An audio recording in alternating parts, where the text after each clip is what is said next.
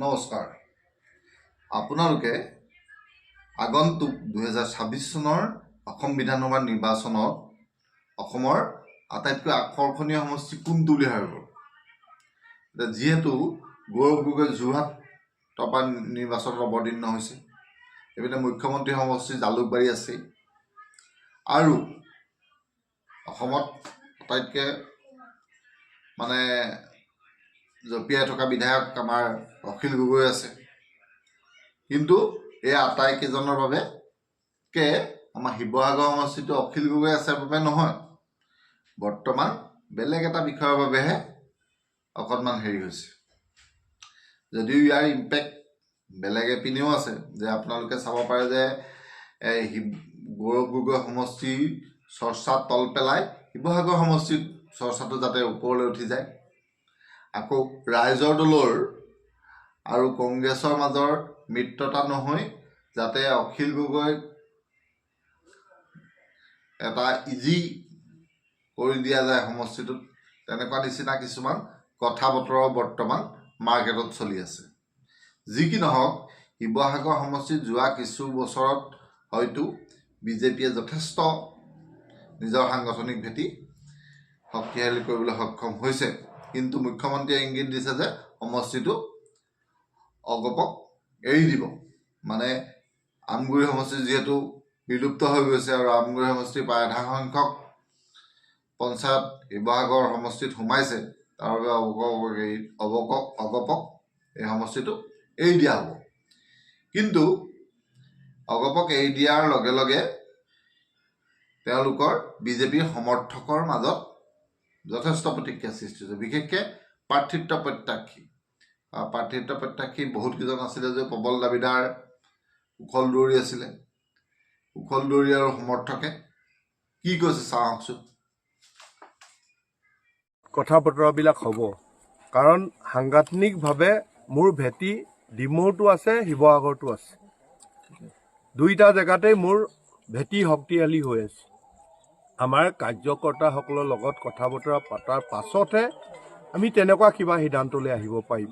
আৰু যেতিয়ালৈকে দলৰ পৰা নিৰ্দিষ্ট আমাক খবৰ নিদিয়ে, তেতিয়ালৈকে হয়তো আমি কোনো ধৰণৰ তেনেকুৱা সিদ্ধান্ত আমি এতিয়া ল'ব নোৱাৰিম।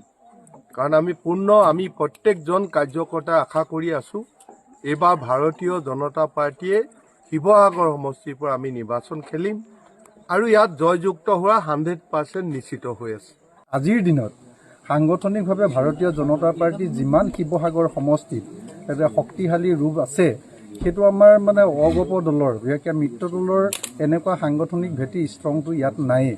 আজিৰ দিনত আমি ভাৰতীয় জনতা পাৰ্টীৰ পক্ষত আমি বিধায়ক পাবলৈ সক্ষম হ'ব পৰাকৈ যেনেধৰণে সাংগঠনিক ভেটি ষ্ট্ৰং আছে, তাত কিন্তু অসম গণ পৰিষদ দলৰ কিন্তু এনেকুৱা এটা সাংগঠনিক এটা বুথত সভা সমিতি কৰাও দেখা নাই। কিন্তু তেনে প্ৰেক্ষাপটত যদি আমি ভাৰতীয় জনতা পাৰ্টীৰ ৰাজ্যিক সভাপতি সন্মানীয় দিলীপ শইকীয়া ডাঙৰীয়াই যদি সেই সমষ্টিটো কেনেবাকৈ যদি আমাৰ অগপ মিত্ৰ দলক যদি এৰিও দিয়া হয়, সেইটো আমি আমাৰ ভাৰতীয় জনতা পাৰ্টীৰ মিত্ৰ দলে আমি নিশ্চয় সেই সমষ্টিটো হেৰুৱাম।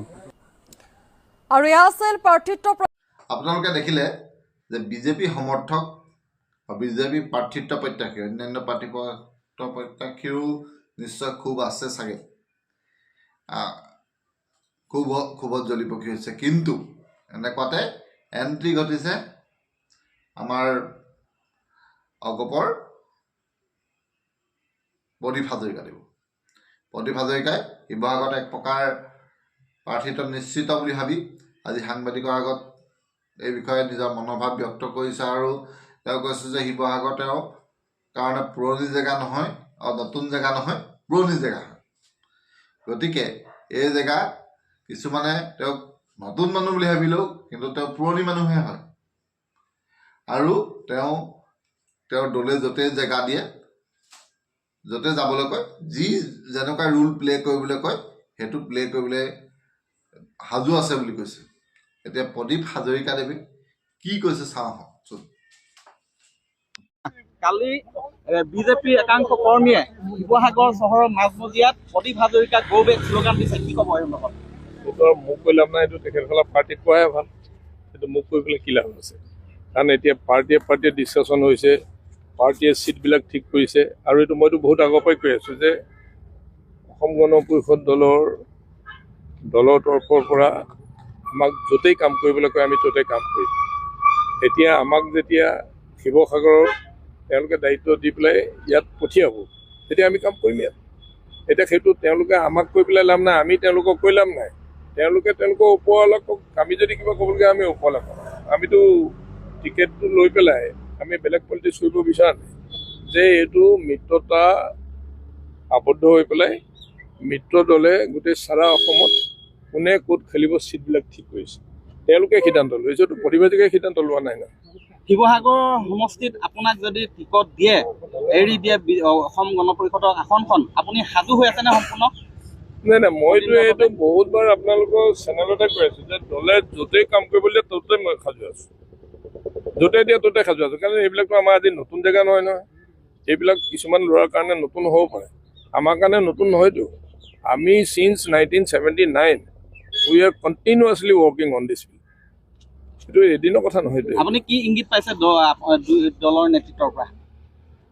দলৰ নেতৃত্বইতো পঠাইছে ইয়ালৈ এতিয়া তেওঁলোকে, কিন্তু কথাটো হৈছে যে এইটো আপোনালোকে 2 এদিনতে গোটেইখিনি আপোনালোকৰ চেনেলতে এইবিলাক গোটেইবিলাক আপোনালোকে দিয়ে আছে, কিন্তু অফিচিয়েল ষ্টাম্প মোহৰ লগোৱা এইটো আপোনালোকে এদিন 2 দিনতে পাই যাব। আপোনালোকে 2টা নিউজ কাটিং দেখিলে।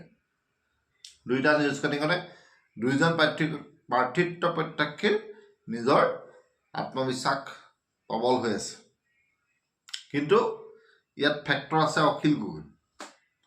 অখিল গগৈক কোনজনে বেছি ভালকৈ টক্কৰ দিব পাৰিব বুলি আপোনালোকে ভাবিব? আপোনালোকৰ মতামত কমেণ্ট ছেকশ্যনত জনাব পাৰিব দেই। ধন্যবাদ।